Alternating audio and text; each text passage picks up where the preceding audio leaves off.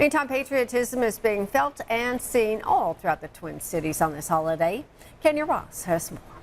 As residents went out on Thursday to grab last-minute items for the grill and their coolers, they might have passed by flag displays at cemeteries in West Monroe and Rayville, also along Forsyth Avenue and Tower Drive.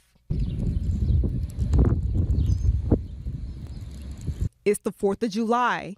Families across the region are celebrating Thursday and Friday, with cooking out with friends and families on the actual holiday and preparing for the continuation of celebrations in both downtown Monroe and West Monroe. Over in West Monroe, one family from Calhoun chose to kick off their Independence Day with a stroll at Kiroli Park. How long have y'all been out here today? Like a good hour and 30 probably. What were y'all doing out here? Just walking, enjoying the scenery.